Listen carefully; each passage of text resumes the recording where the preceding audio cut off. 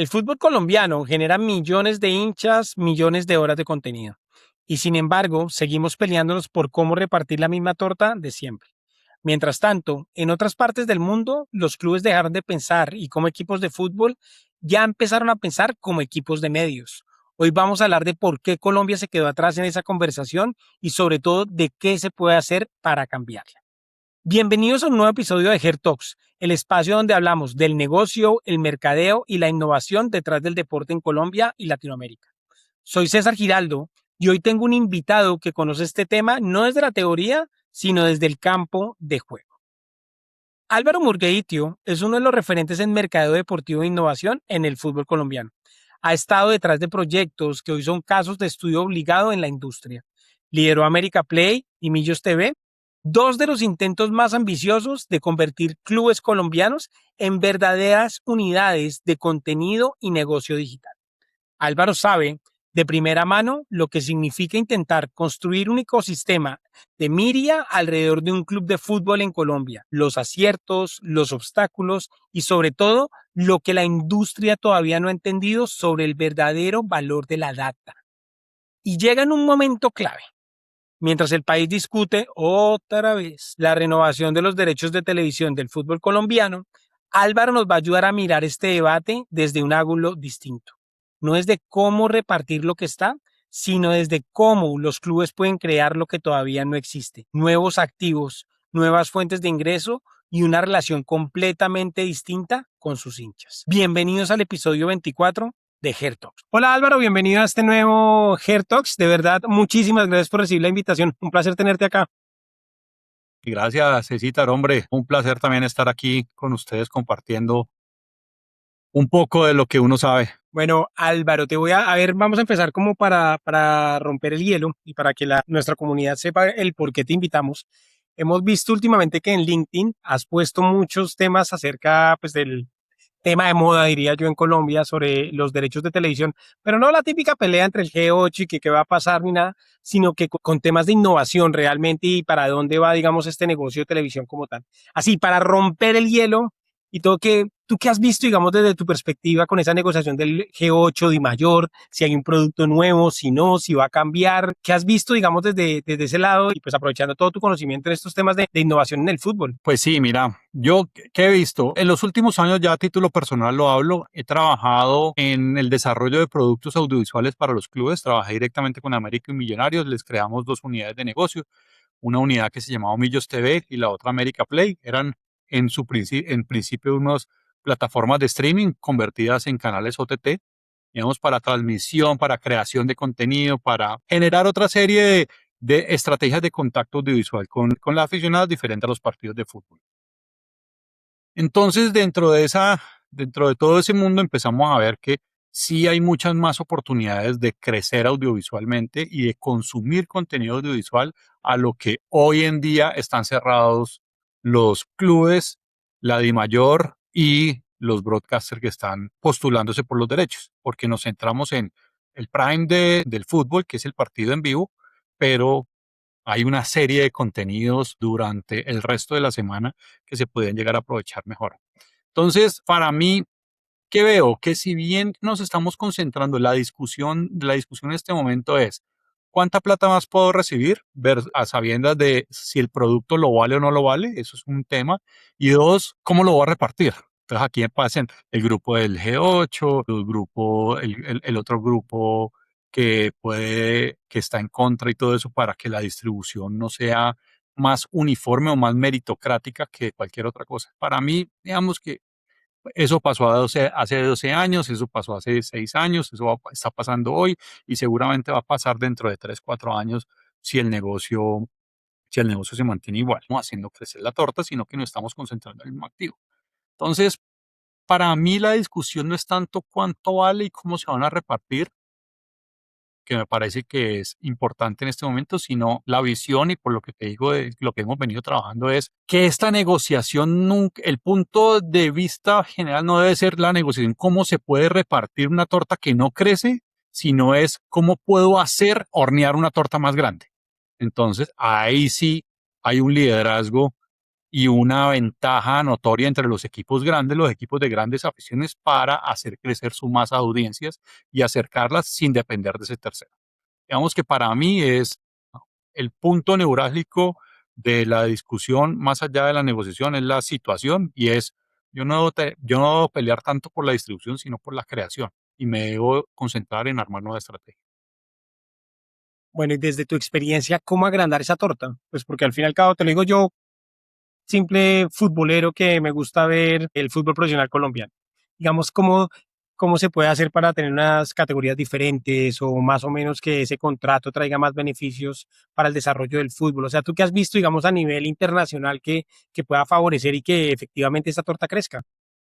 No, pues principalmente desagregando el producto, digamos que esa es la más fácil y la más obvia, donde yo tengo unas competencias, eh, liga, torneo, copa, femenino, la supercopa juvenil, y todas están enmarcadas dentro del mismo contrato, donde ese poseedor de derechos de ese contrato entra en una situación de confort y solo le interesa su evento estrella, que sería en este caso la liga, y los otros torneos y los otros eventos se vuelven un poco de segunda y de tercera nivel de atención y prioridad. Lo mismo pasa, entonces, bueno, no es que lo mismo pase, perdón, ahí entonces lo que uno debería hacer es, yo debo buscar diferentes alternativas de distribución que sí está pasando en otros mercados internacionales. Si tú ves otros deportes como la NFL negocia con 2 o 3 proveedores. Entonces, el partido del domingo en la noche, que es la estrella, el partido estelar, entonces va por un canal totalmente diferente. Entonces, ese propietario de ese derecho activo y se concentra en esa propiedad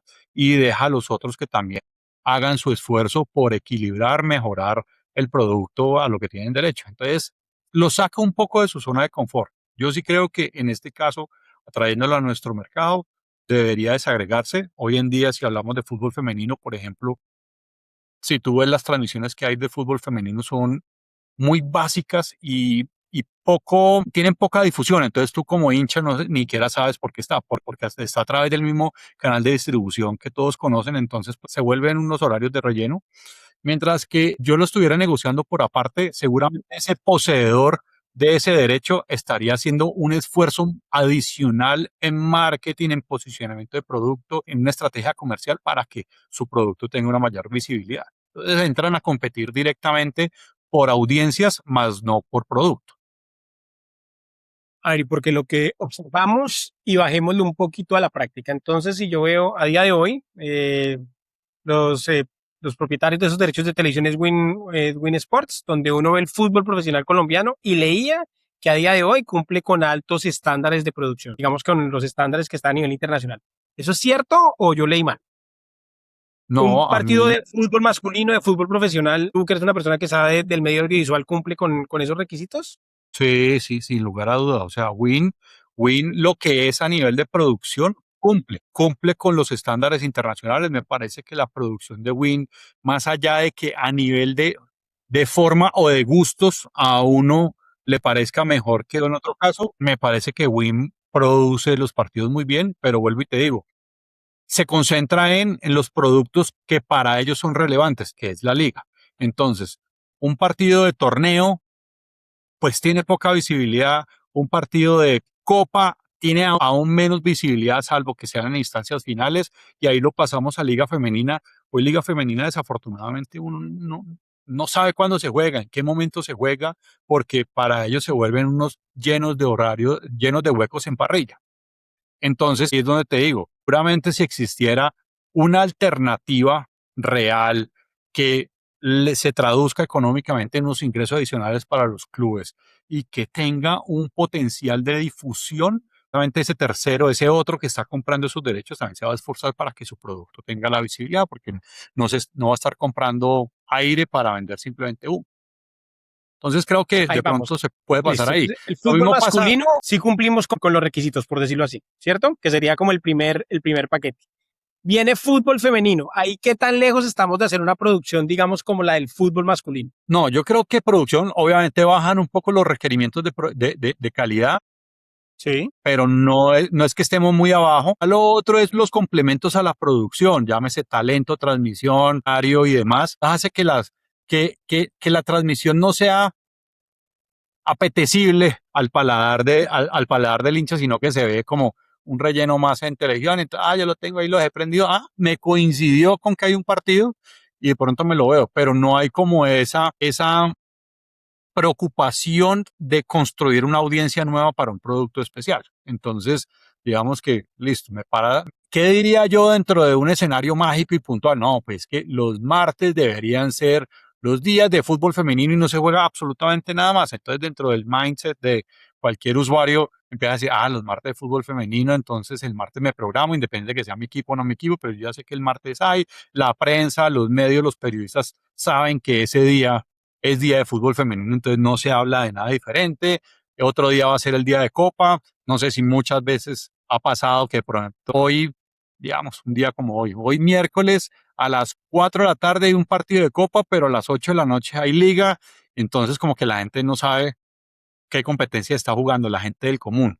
Entonces, digamos que ahí hay una forma de organizar mucho mejor las agendas, los horarios y todo eso. Pero pues eso simplemente son hábitos de consulta, hábitos de consumo, hábitos estratégicos comerciales y la creación, pues obviamente de unas rutinas de comunicación claras para que la gente con toda esta diáspora de información que le está llegando, pues la pueda canalizar de una mejor forma. Oye, ahorita que hablas de esa forma de comunicación, que al fin y al cabo para eso están los derechos de televisión, por así decirlo, nosotros en Colombia, ¿cómo estamos con ese tema? Y te lo digo así también como yo lo puedo observar.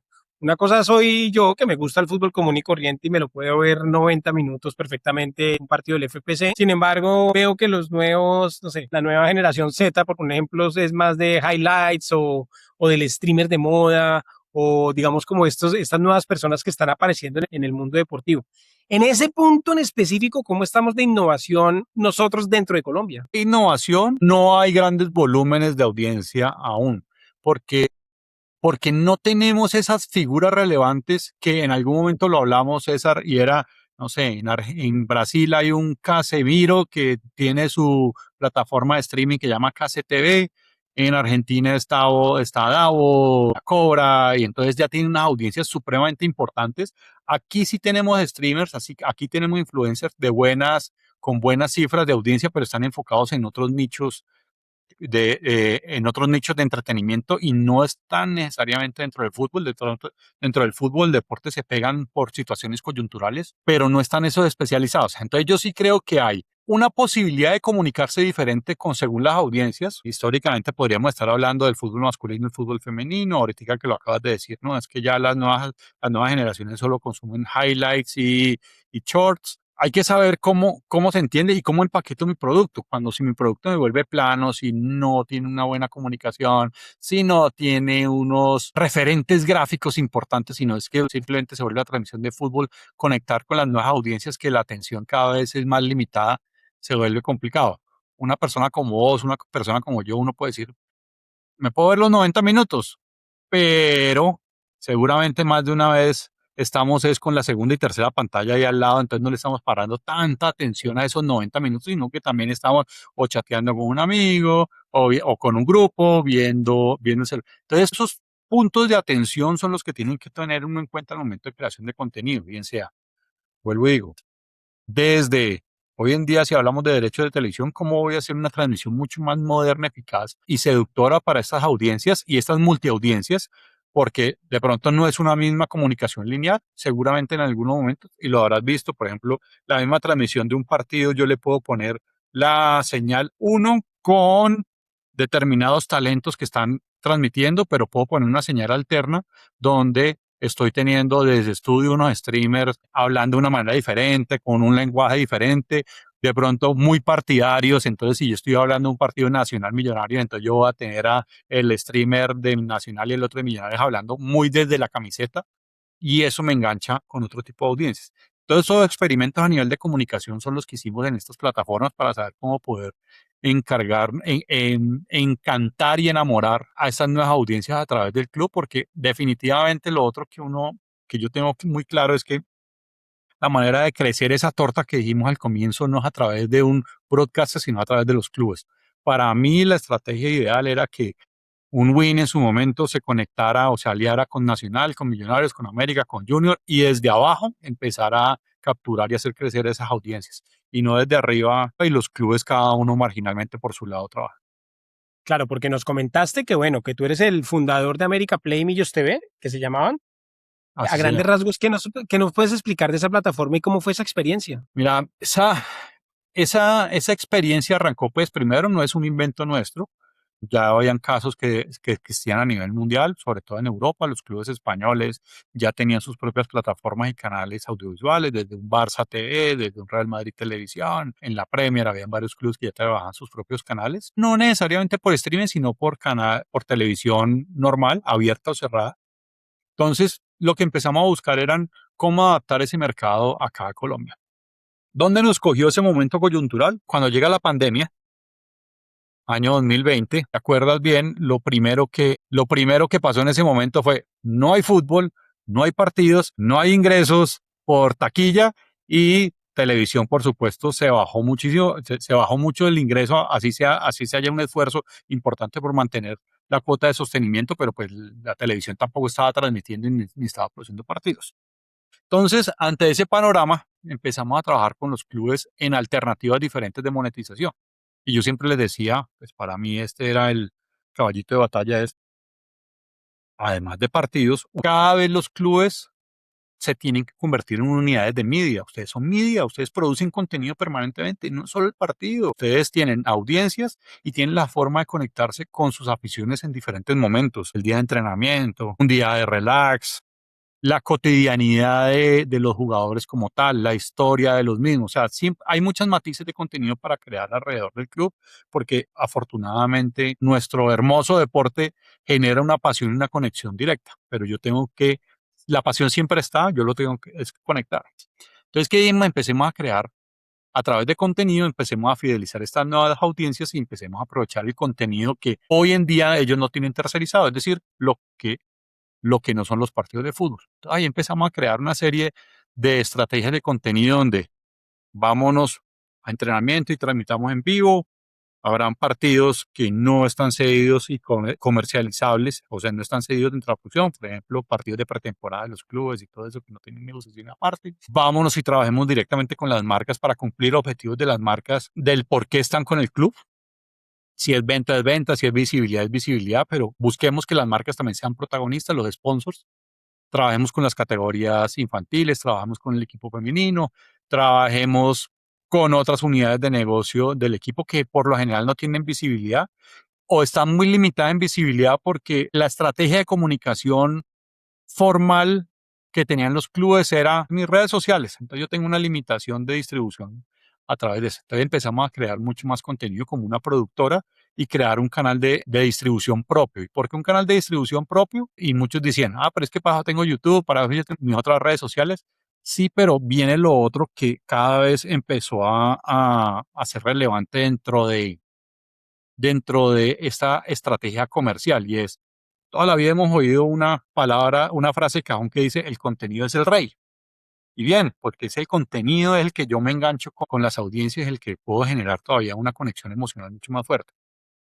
Pero a eso se le empezó a complementar una frase y es, si bien el contenido es el rey, la data es la reina. Entonces la data empezó a ser supremamente valiosa dentro de todas estas ecuaciones y pues la data hay múltiples fuentes de conseguirla a través de la etiquetera, a través de la compra del e-commerce, a través de boletines internos, a través de una suscripción a los canales que ellos ya tienen. Y si bien la gente decía, no, pues es que en las redes sociales tengo 10 millones de hinchas, tengo 5 millones, sí, pero los datos no son del club, los datos son de esa Big Tech que trabaja, por la que estoy montando mi plataforma de distribución. Entonces, YouTube a vos te entregaba datos de 10 millones de usuarios, porque decías que vos tenías 10 millones de usuarios, unos datos muy cuantitativos y para ya estrategias comerciales de fina ingeniería uno necesita datos cualitativos. ¿Dónde está mi hincha? ¿Qué consume? ¿Qué hace? ¿Qué no hace? ¿Qué le gusta? ¿En qué momento se conecta? ¿Cómo puedo, si yo sé que es hincha pero no va al estadio, por qué no va al estadio? ¿Es porque por seguridad? ¿Porque el costo? ¿Es porque pues ya el espectáculo le pareció interesante y hay otras actividades prioritarias dentro de su vida familiar? pero empezar a entender esa lógica. Es que si yo soy un padre de familia, tengo 2 hijos, pero mis hijos son gamers, ¿cómo hago para que ellos los empiece a involucrar dentro de una comunidad alrededor del club? Empezar a entender muchos datos que me empezaba a generar la data. Entonces, a través del contenido, también una zanahoria bastante seductora para atraer a las diferentes audiencias. Entonces, digamos que desde ahí, eso canalizado a través de una plataforma propia, debería ser, y digo el debería ser, porque si bien no la descartamos, el timing no fue el adecuado. Lo que las creamos en un momento de pronto no tan maduro de la industria, entonces por eso tuvimos varias fallas dentro del modelo de negocio y aprendizajes que en su momento deberíamos capitalizar mucho mejor. Pero la experiencia es, los clubes necesitaban una nueva fuente de monetización que en su momento reemplazara las fuentes tradicionales que se le quedaron. Teníamos la forma de producir contenido, generar contenido, llevar esa cotidianidad al hincha final, y pues lo encontramos a través de estas plataformas de desarrollo en una época donde el streaming, si te acuerdas bien, o sea, pandemia, todo el mundo empezó desde la virtualidad a volverlo un hábito, desde el estudio de los hijos, desde las reuniones virtuales para uno y todo. Entonces ya se volvió mucho más cotidiano empezar a hablar del streaming y de conectarse y ver contenido digital. Como quien dice, digamos, la idea principal y cómo ha avanzado el negocio es prácticamente que un club debería empezar a tener como su unidad de media dentro del club, ¿o no? Con lo que estás Tal explicando. cual, tal cual. Los clubes deben entender que ya no son únicamente clubes deportivos, sino que deben ser clubes o entidades que hacen parte de la industria del entretenimiento.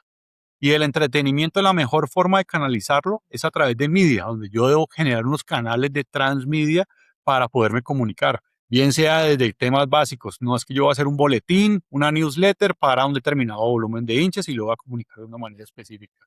Yo debo tener mis redes sociales supremamente estructuradas y organizadas para comunicar de manera diferente con otro tipo de audiencias. Yo debo crear, ¿por qué no?, un canal o una plataforma propia audiovisual.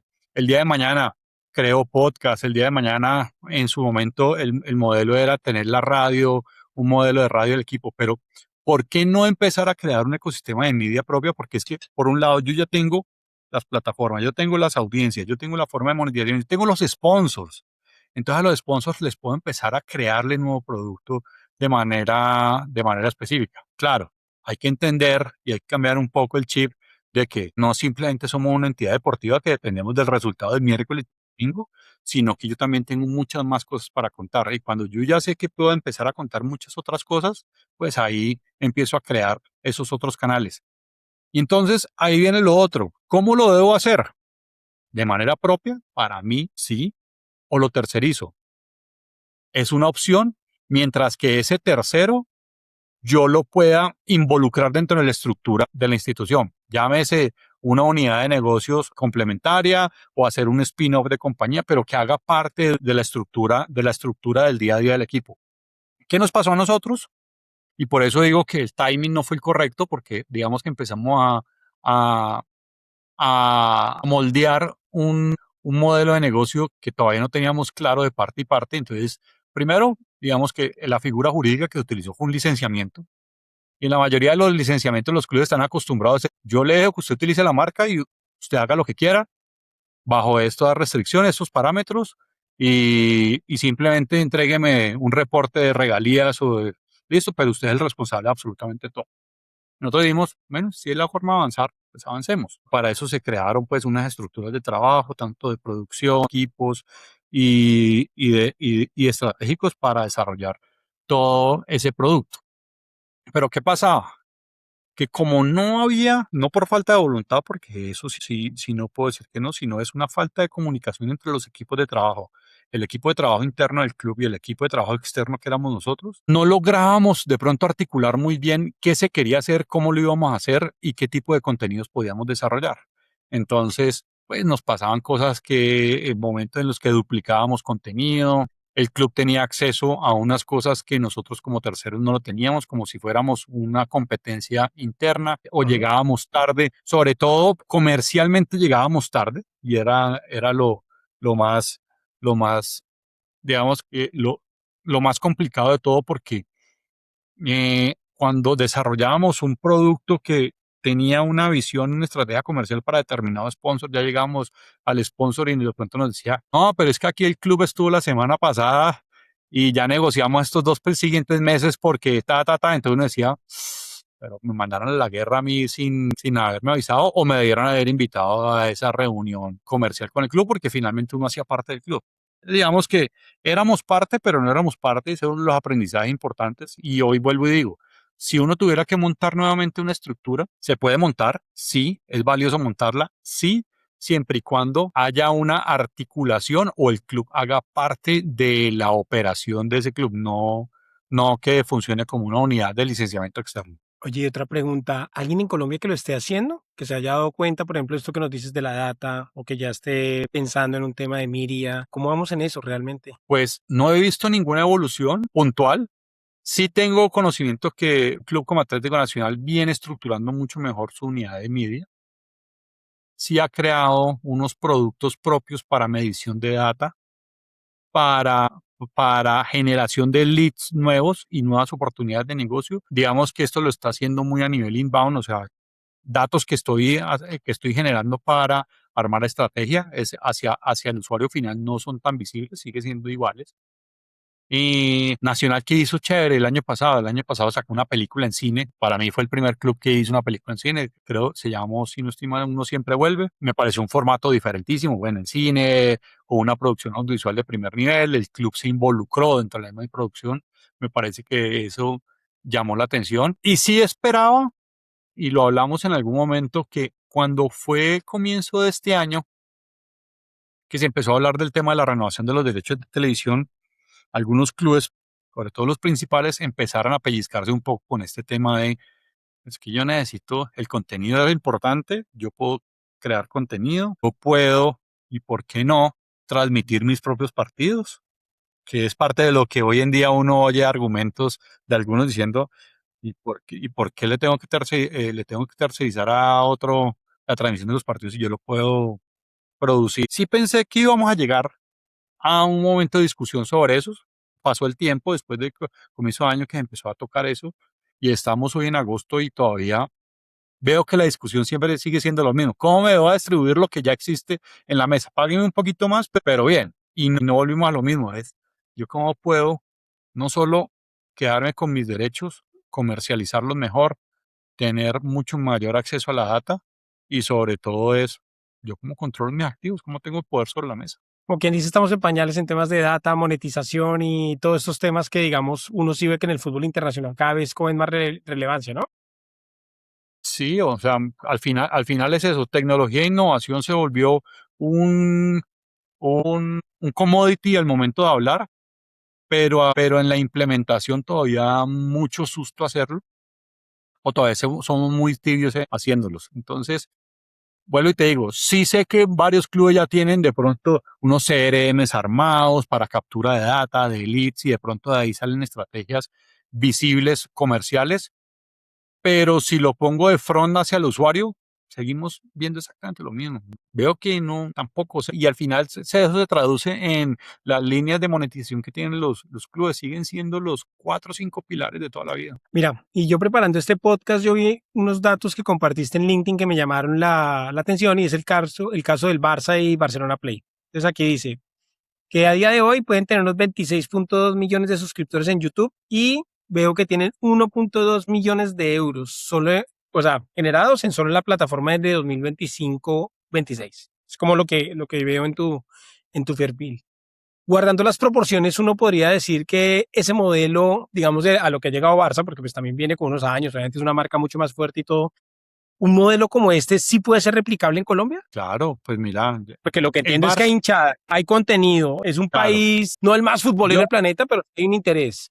Sí se puede yo llegar, tengo, digamos, a unos límites de ver esa unidad como tal.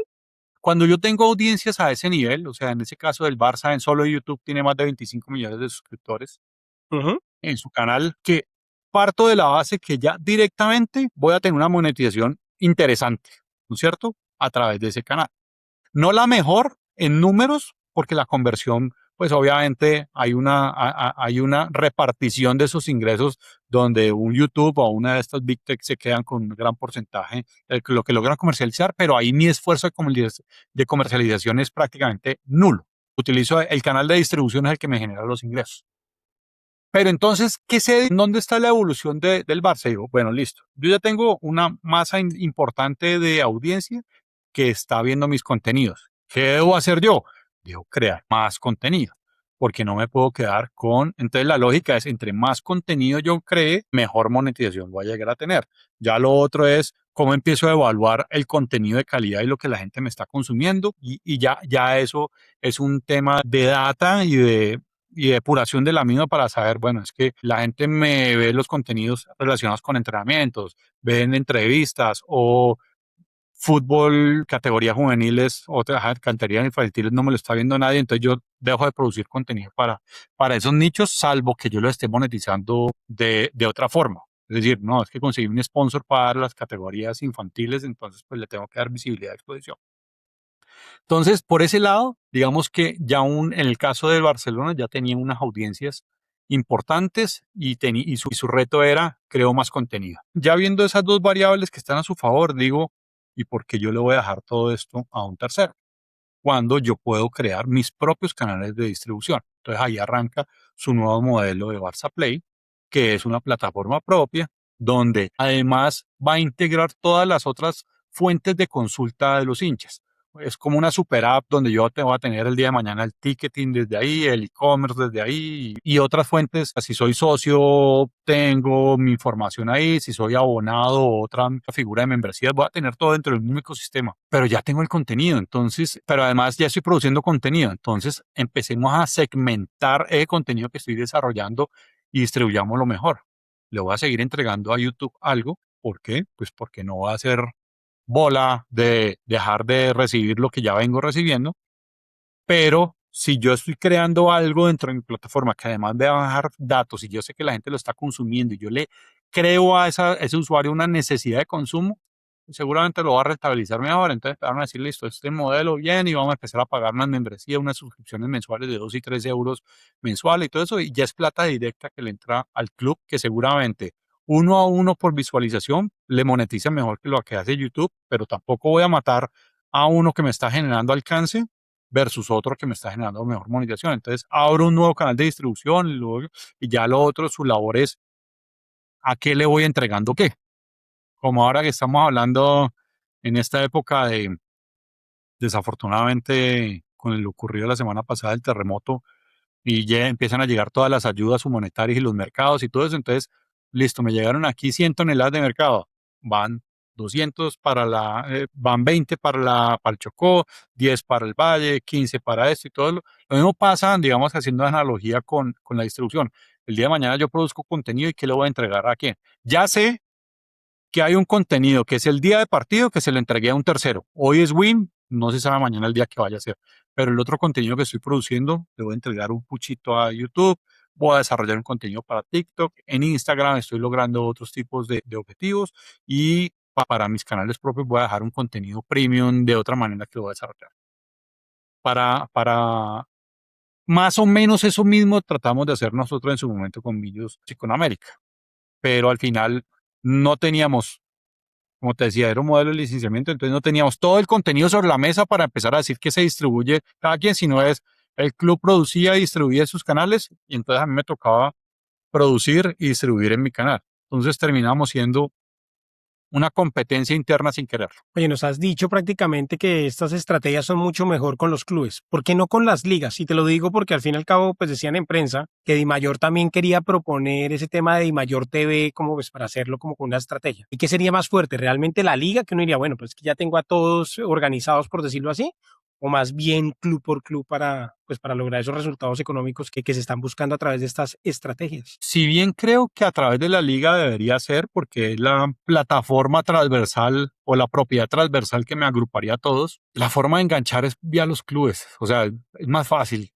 O sea, si vos hablas hoy con un hincha del Deportivo Cali y te dicen, puedes ver todos los partidos del fútbol profesional a través de la TAN, uno dice, ¿y para qué le voy a pagar a ese X por ver todos los partidos cuando yo solo quiero ver los míos de Sky. Entonces, para eso también existen estrategias contrarias. Entonces era, y que en su momento cuando teníamos estas plataformas lo planteamos, los planteamos a Win, y era, si usted le dice al hincha de América y al hincha de Millonarios que puede ver todos los partidos de su club a través de la plataforma del club, seguramente hay y porque eso ya lo teníamos no solo por el listening, sino por datos, seguramente hay una mayor probabilidad de que ese hincha pague ese mismo valor de suscripción que cuando le estoy diciendo a través de Win o la plataforma transversal, compre y podrás ver todos los partidos de tu equipo más el resto de los equipos. El hincha al final, dentro de su filosofía de pensamiento, es demasiado individualista y le interesa es que su club le vaya bien. Le importa 5 que la liga sea buena o no, mientras que su club le vaya bien. Entonces, si yo tengo ese racional de venta o ese racional estratégico para salir a mercader un producto, debería decirles, suscríbete a la plataforma X de tu club, verás todos los partidos de tu club, después en asterisco en letra menor digo, y el resto de los partidos del fútbol profesional, seguramente el hincha, como la mayoría, solo va a interesar ver los partidos de su club. Y ya cuando entro a ver los partidos de mi club, si el músculo de producción me lo permite, le empezaría a hacer unas variables a que el contenido pueda ser multiaudiencias. Lo que te decía hace un momento. Uno es la transmisión tradicional con los narradores en set, bien vestidos, de corbata, muy preparados y todo eso. ¿Les gusta a uno, no les gusta a otros? Listo, y esa es la que está, que es la que hoy, por ejemplo, nos obligan a ver. Pero si yo de pronto, por eso digo, el músculo de producción me permitiría, yo puedo hacer unas alternativas a producción. Pongo un set partidario con el club del que soy hincha, entonces le digo al hincha, mira el partido por la señal alterna, o en los otros casos, pues voy entendiendo un poco cuáles son las variaciones de producción que puedo llegar a desarrollar. Pero si para mí, y digo, para mí la forma de crecer es del club hacia arriba y no de arriba hacia abajo. A ver, y ya para ir terminando este capítulo y yo resumiendo. Entonces yo lo que observo es que tu reflexión final es clarísima. Uno, sabemos que la televisión es un ingreso. Dos, se puede decir que el contenido es un activo y la data es el negocio, como que serían los tres pilares que hemos aprendido en este podcast. Si tuvieras que aterrizar en un paso concreto que un club colombiano pueda dar mañana mismo, ¿cuál sería? Digamos, para que realmente se dieran como esos tres pilares, ya conociendo la realidad de pues de nuestra economía, de nuestra industria como tal. ¿Qué propondrías inmediatamente? Yo lo primero que haría sería, no, crearle una unidad de media a cada club. O sea, y que de esa misma unidad de media ellos puedan entender que hay muchas más formas de conectarse con esas audiencias.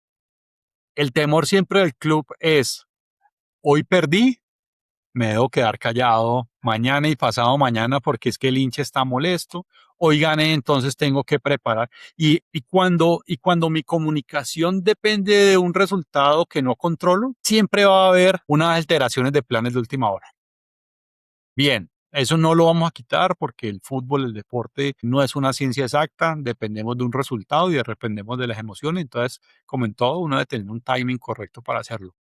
Pero en la medida en que yo acostumbre a mi audiencia a que no voy a comunicar únicamente o no voy a limitar mi comunicación al momento, al resultado de un partido, sino que yo ya los involucro dentro de su día a día. Tanto que el hinche se involucre dentro del día a día de mío como club o yo como club me involucre dentro del día a día de las audiencias. Hoy en día podríamos estar hablando de moda, de cultura, de gamers, de eSports, pero el club es el que les empieza a hablar un poco al oído, a acercarse. Ya se vuelve mucho más cotidiano y menos camisa de fuerza al depender del resultado de hoy. Entonces yo te digo, para mí, las estructuras de media deberían ser mucho más fuertes, no como desafortunadamente hoy se manejan, que tienen un filmmaker, un community, de pronto un director de comunicaciones y ya, pero su plantilla deportiva es supremamente robusta con 25 o 30 jugadores, de los cuales el 20% no tienen opciones de tener ni un minuto de disputa durante el semestre, tras que los otros sí pueden estar trabajando casi que 24/7. Entonces tampoco digo equilibre las cargas, pero sí déle un peso importante a sus departamentos de comunicaciones. Dos, después de que genere contenido, Yo ya tengo, lo tengo bien amarrado, que es mis sponsors. Yo a mis sponsors les tengo que dar zanahorias permanentemente, no el loguito en una publicación, porque el loguito en la publicación es el mismo loguito que hoy está en la camiseta o que está en una valla o que está en 10 boletas de cortesía que les estoy entregando para que ellos activen. Entonces, digamos que tengo que empezar a sentar con ellos a trabajar cuál es su estrategia de comunicación, cuál es su objetivo de sponsorización y cuáles son los resultados que ellos esperan para empezar desde lo que yo ya tengo, empezarles a construir una estrategia puntual que vaya dirigida hacia los resultados. Y sobre esos, para construir esa estrategia, claramente la data va a ser algo demasiado relevante porque con eso yo ya dejo de improvisar un poco y voy más a la fija al momento de construir un producto o una estrategia. Bueno, Murgen, de verdad, muchísimas gracias por tu tiempo, de verdad, verdadero placer tenerte. Y nada, desearte la mejor de las suertes en tus proyectos, que sigas construyendo a través de la innovación nuestro idioma universal y seguramente nos veremos pronto por ahí en todos los congresos que nos encontramos y sobre todo aportando a esto que tanto amamos. Sí, mira, ahí ya estamos pensando en marzo del otro año en volver a hacer el Sport Biz acá en Bogotá. De pronto hay una versión petit que hagamos si se desarrolla un proyecto conjunto entre Colombia y Venezuela. Vamos a hacer un tema ahí binacional, pero esos congresos son muy importantes, no solo en temas de formación y capacitación, porque el mayor provecho que sacamos de ahí es el relacionamiento. Lo hablamos en algún momento de estas conversaciones o saber en qué está cada uno. Eso cada vez se vuelven más espaciadas en el tiempo. Cuando uno se ve cara a cara, está ahí.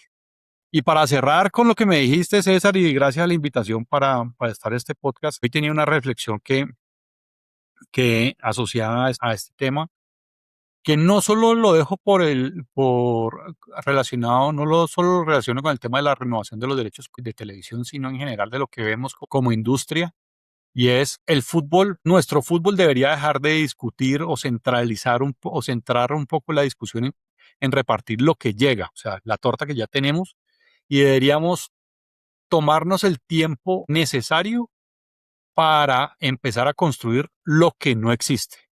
Yo sí creo que al final es esto, o sea, hoy en día seguimos mucho en zona de confort, creemos que lo que tenemos es bueno, no lo voy a descalificar, pero si uno ve lo que está pasando a nivel internacional, no necesariamente en los grandes mercados, sino en mercados muy pares, hay muchos buenos aprendizajes que podríamos llegar a traer sobre la mesa, pero para eso requerimos disposición, disponibilidad y y saber que esto incluso puede funcionar y operar como unas startups. Prueba de error, me funcionó, doy para adelante, no me funcionó, pues como en todo, qué pena, y archivo el proyecto y ya. Pero que no tengamos ese miedo a equivocarnos, sino al revés, esa vocación a probar nuevos modelos. Bueno, muchas gracias. Nos quedamos con eso. Gracias a nuestra audiencia y nos vemos pronto en otro capítulo de Hertox. Gracias a todos. Chao, chao.